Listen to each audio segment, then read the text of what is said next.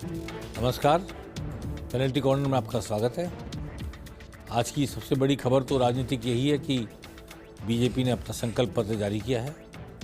हालांकि देर से आया, बहुत मेहनत करके निकाला गया, बहुत सारे वादे किए गए, लेकिन उन्हें ढूंढना पड़ा कि कौन कौन से वादे करें, क्योंकि मुख्यमंत्री अशोक गहलोत ने एक के बाद एक इतनी योजनाएं लागू कर दी, इतनी गारंटियाँ दे दी, 7 और इसका आज बड़ा विज्ञापन छपा अखबारों में, ये 7 गारंटियाँ। लेकिन फिर भी भाजपा ने कई बातें ढूंढ कर निकाली। खास तौर पर उसका जोर है महिला शिक्षा, महिला सुरक्षा और महिलाओं के कल्याण पर।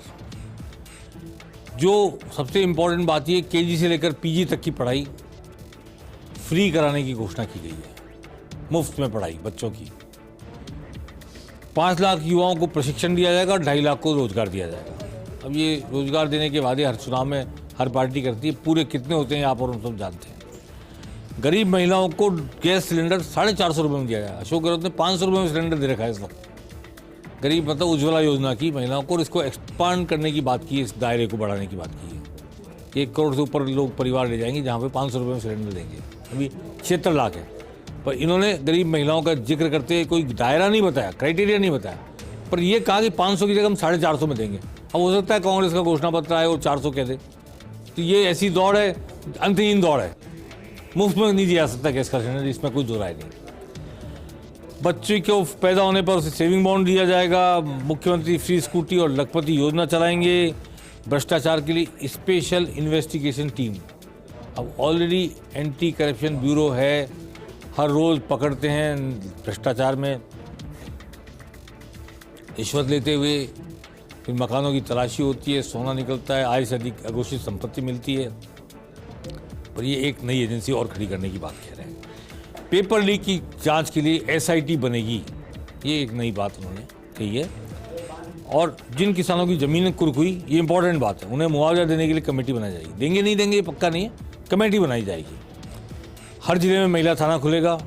कई जगह महिला थाने ऑलरेडी हैं, लेकिन कई नए जिले बने हैं, वहाँ खोलने की जरूरत भी पड़ेगी, तो वो भी एक विषय होगा। एंटी रोमियो स्क्वाड बनाया जाएगा। ऐसे कई स्क्वाड हैं, जयपुर में तो खास तौर पे ये स्क्वाड है ही महिलाओं का, नारी रक्षा के लिए। गेहूं की फसल के 2700 रुपये प्रति क्विंटल खरीदी हुई है, ये इंपॉर्टेंट बात है। 2700 रुपये प्रति क्विंटल गेहूं का एमएसपी होगा, मिनिमम प्राइस होगा, इसलिए ये गेहूं की फसल के लिए इंपॉर्टेंट बात है।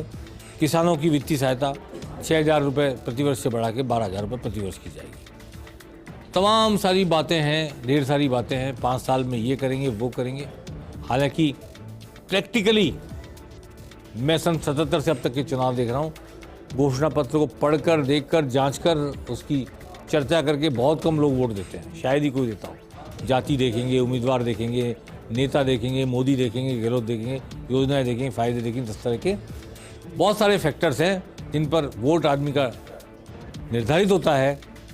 घोषणा पत्र को देख करके एकेडमिक बहस जरूर की जा सकती है, विद्वान जन समाज में बहस करते हैं, इसने ये कहा, उसने वो कहा, टीवी पे डिबेट भी हो सकती है, होती है, चौराहों पे कभी कभी चर्चा भी होती है, लेकिन वोट इसे देखकर दिया जाए, ऐसा लोक लुभावन, ऐसा चित्ताकर्षक घोषणा पत्र हो, ये बहुत मुश्किल काम है। आइए सुनते हैं क्या कहा जेपी नड्डा ने आज इस संकल्प पत्र को जारी करते हुए, और प्रहलाद जोशी ने क्या कहा, जो राजस्थान के प्रभारी मंत्री हैं। आइए देखिए। अन्य पार्टियों के लिए मैनिफेस्टो, विजन डॉक्यूमेंट, संकल्प पत्र ये महज एक औपचारिकता है, पर भारतीय जनता पार्टी के लिए यह विकास का रोड मैप है। और इसलिए इस संकल्प पत्र मात्र कुछ पन्नों पर लिखा हुआ शब्द नहीं है, वह हमारे लिए जिसको कहा जाए वैसे वाक्य है जिसको हम पूरा करने के लिए कटिबद्ध हैं। तरीके से पेपर लीक्स में REET रीट का पेपर लीक ये जग जाहिर है, और लगभग हर साल 3 paper leak average, on an average 3 paper leak Rajasthan ने पिछले 5 वर्षों में विटनेस किया है। एक तो भ्रष्टाचार रोकना है। जब भ्रष्टाचार हम रोकते हैं, स्वाभाविक रूप से जो पैसा है हमारे पास जो अवेलेबल फंड है वो गरीबों को मिल सकते हैं और उसके लिए एक सुचारू रूप का एक व्यवस्था हम करेंगे। और जो अभी हमने अंतर्राष्ट्रीय परिप्रेक्ष्य के कारण जो कुछ भी सिलेंडर वगैरह के बारे में हमने बात की है और उसका भी हमने कमिटमेंट किया है और उसके साथ एम्पावरमेंट के बारे में हमने ज़्यादा इसमें बल दिया है। महिला एम्पावरमेंट, दलित एम्पावरमेंट, तो हमारा बेसिकली एम्पावरमेंट के कारण हम तो ये बहुत विस्तृत रूप से चर्चा करके हमने ये बनाया है। आज बीजेपी के नेताओं ने जबरदस्त हमला बोला राजस्थान में। हालांकि अमित शाह आने वाले थे, नहीं आए अमित शाह। उनके स्थान पर स्मृति ईरानी केंद्रीय मंत्री नाथद्वारा गई, राजसमंद गई, कई जगह गई वो। पर अमित शाह होते हैं। कल आएंगे अमित शाह और राज्य में कई जगहों पर दौरा करेंगे। आज जेपी नड्डा सिकराए गए, जहाँ से कांग्रेस की ममता भूपेश मैदान में है, वहाँ जाकर उन्होंने हमला बोला कांग्रेस पर। उसके बाद नितिन गडकरी जयपुर आए। जयपुर में नितिन गडकरी ने रोड शो भी किया और सभा भी की। जोटवाड़ा में राज्यवर्धन सिंह राठौड़ के पक्ष में और विद्याधर नगर में दिया कुमारी के पक्ष में। दोनों जगह उन्होंने रोड शो किया और सभा भी की। गडकरी के अलावा आज सीएम योगी आदित्यनाथ का बहुत ज़बरदस्त दौरा हुआ। इटावा, कोटा और बाद में पुष्कर गए, किशनगढ़ गए और उन्होंने ब्रह्मा मंदिर के दर्शन भी किए और जगह जगह सभाएं की और बीजेपी के लिए वोट मांगे। खासतौर पर पुष्कर में बहुत इम्पॉर्टेंट बात है कि वहाँ से कांग्रेस की प्रत्याशी मुस्लिम है, नसीम अख्तर इंसाफ, और हिंदुओं का महातीर्थ है पुष्कर। वहाँ पर योगी का भाषण देना और बात करना एक अलग तरह की रेलेवेंस रखता है। सब जगह भाजपा सरकार बनाने की बात कही। कल अमित शाह आएंगे और अजमेर के नसीराबाद में जाएंगे और नसीराबाद में वहाँ पर वो सभा को संबोधित करेंगे। आइए देखते हैं जगह जगह पर जेपी नड्डा और गडकरी ने क्या कहा, योगी ने क्या कहा, सुनते हैं। मेरा मानना है कि जहां कांग्रेस पार्टी रहेगी वहां भ्रष्टाचार होगा। जहां कांग्रेस पार्टी होगी वहां आपके विश्वास पर डाका डाला जाएगा। जहां कांग्रेस पार्टी होगी वहां महिलाओं का ऊपर अत्याचार होगा। जहां कांग्रेस पार्टी होगी वहां व्यभिचार होगा। जहां कांग्रेस पार्टी होगी वहां लूट होगा। जहां कांग्रेस पार्टी होगी वहां घपला घोटाला होगा। ये कांग्रेस पार्टी का दूसरा नाम है, इस बात को हमको समझ लेना है। और जहां कमल खिलेगा, जहां भारतीय जनता पार्टी आएगी वहां विकास होगा, तरक्की होगी, लोगों की सरकार होगी और किसानों के साथ न्याय होगा, महिलाओं का सशक्तिकरण होगा, युवाओं को ताकत मिलेगी, किसान खड़ा होगा। ये आपको मान लेना चाहिए।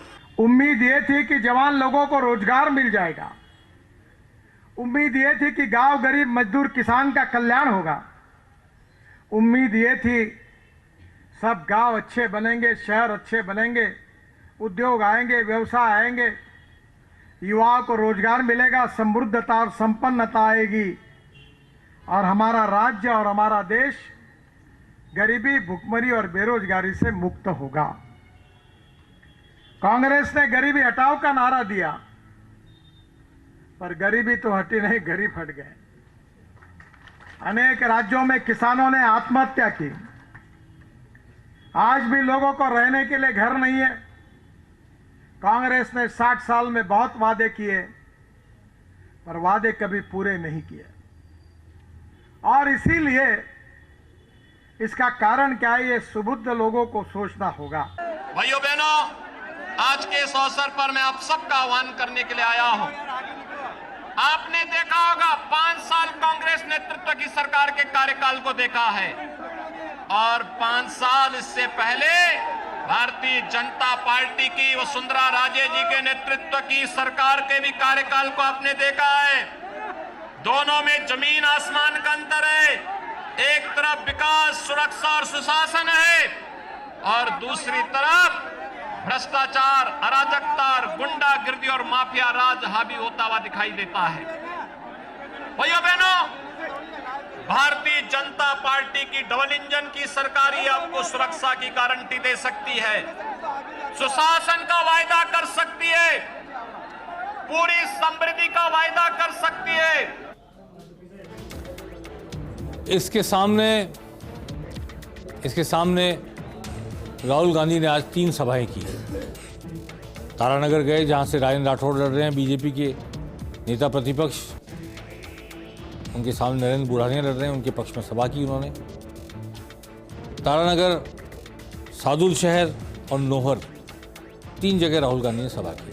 अशोक गहलोत उनके साथ थे, सचिन पायलट थे और गोविंद सिंह डोटासरा थे। एकजुटता प्रदर्शित की कांग्रेस ने और ये प्रदर्शन करने की कोशिश की कि हम साथ साथ हैं, हम एक हैं और जनता की सेवा के लिए प्रतिबद्ध हैं, यह कहने की कोशिश की राहुल गांधी ने। राहुल गांधी ने अपनी यात्रा का जिक्र किया, लाखों लोग मिले और नफरत के बाजार में मोहब्बत की दुकान खोलने आए हैं, ये फिर कहा। और कोरोना काल का जिक्र करते हुए कहा कि पीएम मोदी ने मोमबत्तियां जलवाई, टॉर्च जलवाई, थालियां बजवाई, लेकिन हमने क्या किया, हमारी कांग्रेस सरकार ने राजस्थान में खाने के पैकेट बांटे, कोई भूखा नहीं सोए, ये बात उन्होंने फिर से याद दिलाई। और अशोक गहलोत सरकार के इस संकल्प को पूरा करने के लिए उन्होंने साधुवाद भी दिया। तो आइए सुनते हैं राहुल गांधी ने क्या कहा आज इन सभाओं में। 25 लाख रुपए का हेल्थ इंश्योरेंस राजस्थान में मिलता है। आप सोचिए राजस्थान के गरीब लोगों का कितना पैसा बचा होगा पिछले 5 सालों में। नरेंद्र मोदी जी अस्पतालों को प्राइवेटाइज करते हैं, स्कूल और कॉलेजेस को प्राइवेटाइज करते हैं और पूरा का पूरा फायदा अरबपतियों को देते हैं। किसान के कानून लाए, उन्होंने कहा था कि किसानों को फायदा होगा। भाइयों और बहनों, नरेंद्र मोदी जी ने कहा किसानों को फायदा होगा और देश के सारे किसान धरना पे खड़े हो गए। 1 साल उन्होंने धरना की, कहा हमें ये कानून नहीं चाहिए, ये हमारा कानून नहीं है, ये अदानी और अंबानी का कानून है। 100 करोड़ के जो हमने वादा किया नौर बादरा सिद्धई के गांव को जोड़ने का, उस काम को भी शुरू करवाएंगे, ये मैं कहना चाहता हूँ। अब बात रही जिला बनाने की, इनकी तो मांग ये भी है, 20 जिले बनाए गए हैं, बहुत बड़ा इम्पैक्ट है। रामलोहा कमेटी काम कर रही है, इतना करें उनकी रिपोर्ट का मौका लगेगा, आप निश्चित रहो, नौर भी कभी जिला बन सकता है, कोई आशीर्वाद नहीं। यही बात करता हुआ मैं लंबी बात नहीं कहूंगा। शायद गारंटी कार्ड आपके पास में है, 7 गारंटी कार्ड है हमारे में, इनको आप मिस कॉल करवाइए। अभी तक 50-60 लाख लोगों ने मिस कॉल दिया है, पंजीकरण करवा दिया। मैं अपील करूंगा, इन कार्डों में लिखे हुए नंबर हैं, टेलीफोन मिस कॉल दोगे, एसएमएस आएगा, आपकी टेलीफोन में बात की जाएगी, आपका पंजीकरण हो गया है। 7वां गारंटी का फायदा आप उठाइए, यही मैं बात के। तो गारंटी कार्ड इधर भी है और गारंटियां उधर भी है। पहले चुनाव में वादे किए जाते थे, वादों के बाद वचन दिए जाने लगे, जब जनता का वचन पे भरोसा उठा तो संकल्प किए जाने लगे, और अब जब संकल्प पर भी भरोसा नहीं रहा तो गारंटी अशोक गहलोत ने देना शुरू किया, प्रधानमंत्री ने गारंटी देना शुरू किया और बीजेपी ने गारंटी देना शुरू किया। गारंटी और गारंटी कार्ड, गारंटी और गारंटी कार्ड की पिच पर खेला जाएगा चुनाव का मैच। क्या ऐसा लगता है आपको? या फिर ट्रेडिशनल तरीके से जातिवाद और विचारधारा, श्री राम मंदिर, ये सब मुद्दे होंगे या गारंटियां होंगी? आने वाले दिनों में इस पर चर्चा होती रहेगी। मैं आपको बताना चाहता हूं कि 6 महीने पूरे हो गए हमें पेनल्टी कॉर्नर पूरे पेश करते हुए। लगभग 150 मौके ऐसे आए, 150 दिन हमने पेनल्टी कॉर्नर प्रस्तुत किया है और तफसील से राजनीति में पर्दे के आगे, पर्दे के पीछे जो कुछ घटता रहा, ईमानदारी से प्रस्तुत करने की हमने कोशिश की है।